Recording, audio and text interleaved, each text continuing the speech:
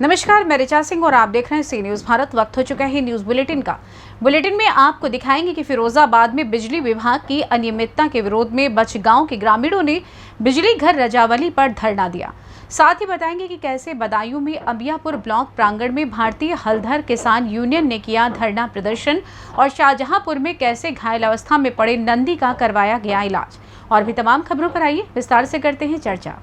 बिजली विभाग की अनियमितता के विरोध में बचगांव के ग्रामीणों ने बिजली घर रजावली पर धरना दिया। ग्रामीणों का आरोप है कि गांव में 95 mm की केबल की जगह 50 mm की केबल डाली जा रही है। सुबह से पूरे गांव की बिजली काट दी जाती है। पूरे गांव का लोड 500 kV का, वहां ट्रांसफार्मर 250 kV का रखा है, जिससे आए दिन फॉल्ट व ट्रांसफार्मर फूकने की समस्या आती है। एसडीओ के उचित आश्वासन पर सभी ग्रामीण धरना समाप्त कर चले गए। धरना देने वालों में प्रमुख रूप से सुनील दीक्षित, डीके जिला कोषाध्यक्ष, अंतर्राष्ट्रीय हिंदू परिषद, राष्ट्रीय बजरंग दल, हिंदू परिषद, राष्ट्रीय समाज सेवा, सौरभ दीक्षित, चंद्र प्रकाश, अनिल शर्मा, पुष्पेंद्र दरोगा, गोपाल गौतम, दीपक मिश्रा आदि लोग मौजूद थे। महोदय, मैं बचगांव ग्राम बचगांव का रहने वाला हूँ। थाना नारकी है और मेरा पोस्ट भी बचगांव है और तहसील टुडला, जिला फिरोजाबाद। और हमारा विद्युत का जो लगता है फीडर वो रजावली का लगता है।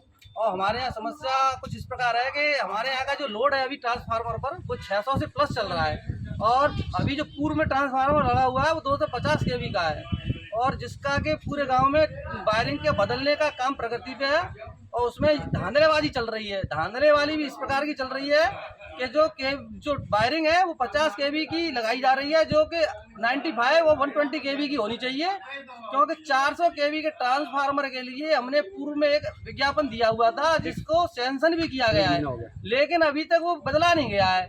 और ये बदलने का हमें आश्वासन एससीएन साहब और यहाँ के अभियंता के द्वारा दिया गया था, जिस पर कोई भी आज तक कोई सुनवाई नहीं की गई है और हम 1 महीने से बिजली की समस्या से बहुत ही बुरी तरीके से जूझ रहे हैं। हमारे यहाँ की मवेशी, इंसान सब लोग परेशान है इससे और कुछ तो बुजुर्ग लोग क्या है कि वो स्वर्गवास भी हो गया गर्मी की वजह से। फिरोजाबाद से सीनू संवाददाता ताहिर सिद्दीकी के साथ फरमान बबलू की रिपोर्ट। बदायूं के अंबियापुर ब्लॉक प्रांगण में भारतीय हलधर किसान यूनियन ने धरना प्रदर्शन किया। सतैती गांव में विकास कार्य न होने से नाराज किसान यूनियन ने धरना प्रदर्शन किया। विकासखंड अधिकारी के खिलाफ जमकर प्रदर्शन किया गया है। भारतीय हलधर किसान यूनियन 1 दिवसीय धरने पर बैठी। जिलाध्यक्ष राहुल सोलंकी के नेतृत्व में 1 दिवसीय धरना प्रदर्शन किया गया। विकासखंड अंबियापुर ब्लॉक कार्यालय में किया गया ये धरना प्रदर्शन। आज इस ब्लॉक अंबियापुर तहसील बिलसी पर जो धरना आयोजित हुआ है उसकी सीधी सी वजह है कि हमने अब से पूर्व में 2 बार बीडीओ अंबियापुर को अवगत करा दिया कि सतैती जो गांव है आपके ब्लॉक के अंतर्गत आता है, वहां पर सफाई की व्यवस्था पूरी तरह से चौपट है। ना तो वहां सफाई कर्मी पहुंच रहे हैं, नालियां कीच से और बदबू से भरी हुई हैं, मच्छर और कीड़े तमाम तरह के पनप रहे हैं। प्राथमिक विद्यालय है सतैती पट्टी चूरा में, वो पूरा पानी से भरा हुआ लबालब। वहाँ ना तो बच्चे छात्र छात्रा पढ़ने वाले पहुँच पा रहे हैं, ना ही उनके माता पिता पहुंच पा रहे हैं। इन स्थितियों को देखते हुए हमने इन्हें अवगत कराया, 2 बार 3 बार अवगत करा चुके हैं। जब इन्होंने हमारी बात नहीं सुनी तो आज भारतीय हलधर किसान यूनियन आदरणीय जिलाध्यक्ष राहुल सोलंकी जी के नेतृत्व में आज हम धरना प्रदर्शन करने को यहाँ मजबूर है। ये धरना अगर तक कोई सक्षम अधिकारी, माननीय उपजिलाधिकारी महोदय, तहसीलदार महोदय या एडीओ पंचायत, कोई अगर ये ज्ञापन लेने नहीं आता है 5 बजे, ये धरना अनिश्चितकालीन समय में परिवर्तित हो जाएगा। ये दिन और रात दोनों समय चलेगा। बदायूं से सीनू संवाददाता नईम अब्बासी की रिपोर्ट। बुलंदशहर में पहासू के परिषदीय स्कूल कक्ष में क्षमता से 3 गुने बच्चे पढ़ने को मजबूर हैं। गर्मी में विद्युत कटौती और कमरों में बच्चों की संख्या 3 गुना होने से दर्जनों बच्चों की तबीयत बिगड़ी। चक्कर खाकर गिरे बच्चे, कई बच्चों को आई उल्टियां। क्लासरूम में किताब कॉपी से हवा करते बच्चों का वीडियो वायरल हुआ। शिक्षकों का दावा है कि 5 कमरों में 350 बच्चे पढ़ाने को मजबूर हैं। नहीं आती बिजली। प्राथमिक विद्यालय पहासू नंबर 1 का है मामला। क्या नाम है बेटा आपका?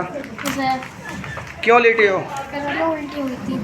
अच्छा, उल्टी हुई थी? सर, क्या बार उल्टी हुई हैं? 5 बार उल्टी हुई हैं। तो तबीयत ज़्यादा खराब है आपकी? किस कारण उल्टी हो रही है बेटा? गर्मी की वजह से। कितने बच्चे हैं कमरे में? कौन सी क्लास में पढ़ते हो तुम? 4th में। कौन से स्कूल में? प्राइमरी में। क्या नाम है आपका? मेरा नाम गिरीश कुमार शर्मा, प्रधान अध्यापक प्राथमिक विद्यालय पहासू नंबर 1। अच्छा सर, आपके स्कूल में अभी बच्चों को वोमिटिंग की शिकायत आई है, काफ़ी बच्चों को उल्टियाँ भी हुई हैं। मेन कारण सर हमारे यहाँ कमरों का कम होना, छात्र संख्या के आधार पर। जब से ये जर्जर भवन टूटे हैं, जब से हमारे यहाँ बिल्डिंग ही नहीं बनी है, ये 3 कमरा और बरामदा टूटा है, जब से यही स्थिति रह रही है। अच्छा सर, जिस तरह से बहुत ज़्यादा गर्मी पड़ी है, बच्चों को जिस तरह से उल्टी हुई हैं, बच्चे काफ़ी आपके स्कूल में चक्कर खा के भी गिरे हैं। अगर किसी बच्चे की हालत ज़्यादा ख़राब हो जाए तो आखिरकार इसका जिम्मेदार कौन होगा? उसमें सब शासन प्रशासन ही जिम्मेवार होगा। आपने प्रशासन को या उच्च अधिकारी को अवगत कराया है? कई बार अवगत और लिखित में दिए हैं सर, तो लेकिन कोई समस्या का समाधान नहीं हुआ? नहीं हुआ जी। क्यों? सरकार तो, उत्तर प्रदेश के मुख्यमंत्री तो ये बड़े बड़े दावे कर रहे हैं कि प्राथमिक विद्यालयों को, इनको सबको शिक्षा बेहतर बनाने हमारे यहाँ कोई सुविधा नहीं हुई है जी। न तो हमारे यहाँ फर्नीचर है बच्चों का, और न कमरों की व्यवस्था भी है आज तक। तो आप क्या अपील करना चाहते हैं? मैं ये कमरा बनवाने की इच्छुक हूँ जी, ये कमरा बन जाए जो कि छात्र संख्या कुछ हेल्प फूट कर बैठ जाए। अलग अलग एक क्लास में 80 बच्चे हैं। मैडम आपका? योगिता सिंह। अच्छा, किस स्कूल में अध्यापक हैं आप? मैं सर प्राथमिक विद्यालय पहासू नंबर 1 में अध्यापिका हूँ। अच्छा, आपके स्कूल में कुछ बच्चों को वोमिटिंग की शिकायतें आई हैं, क्या कारण रहा है?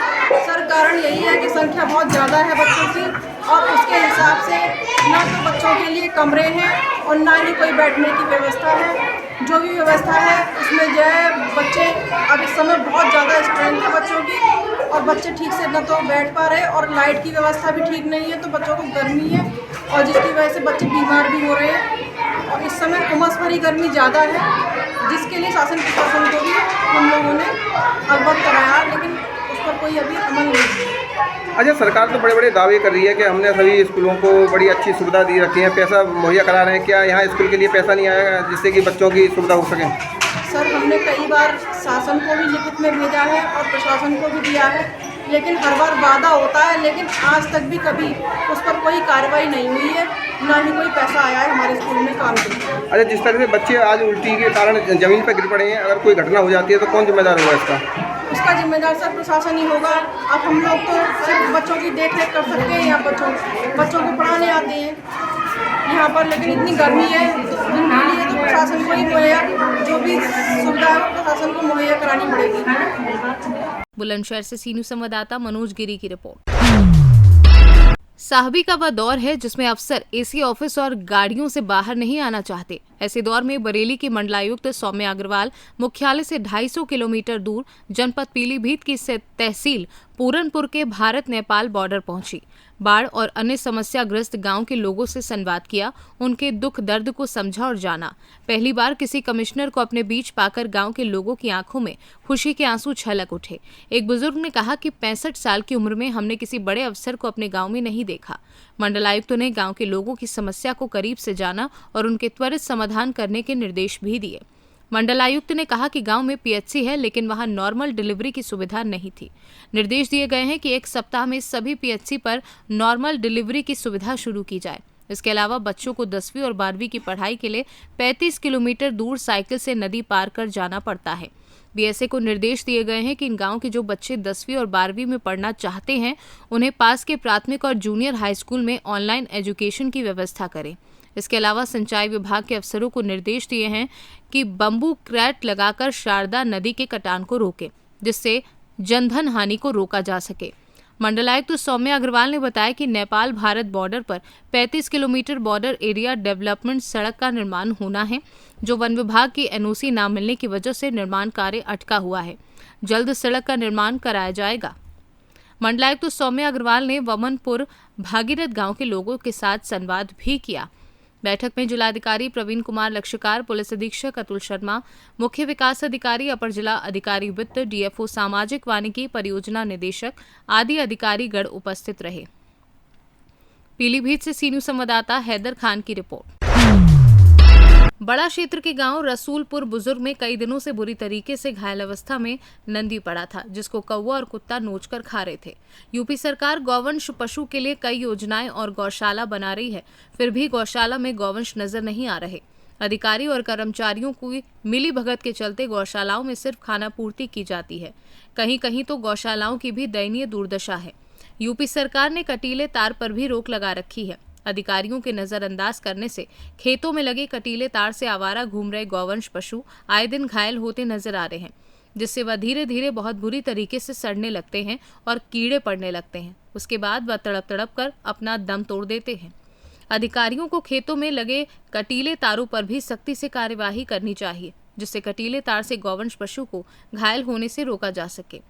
ग्राम रसूलपुर बुजुर्ग में घायल पड़े नंदी की सूचना जब पत्रकार सुरजन यादव ने राष्ट्रीय गौरक्षक संघ नगर अध्यक्ष बंडा विकास शर्मा को दी, तो विकास शर्मा ने तत्काल अपनी टीम के साथ मौके पर आकर घायल नंदी का इलाज करवाया, जिसमें मौजूद राष्ट्रीय गौरक्षक संघ नगर अध्यक्ष बंडा विकास शर्मा, गौ सेवक शिवांशु मिश्रा, वरुण मिश्रा, शिव कुमार यादव आदि लोगों का घायल पड़े नंदी का इलाज कराने में सहयोग रहा। शाहजहांपुर से सी न्यूज संवाददाता राजू यादव की रिपोर्ट। फिलहाल न्यूज बुलेटिन में बस इतना ही। देश दुनिया की तमाम खबरों की जानकारी के लिए आप देखते रहें सी न्यूज भारत। हर खबर आपके साथ, आपके हाथ।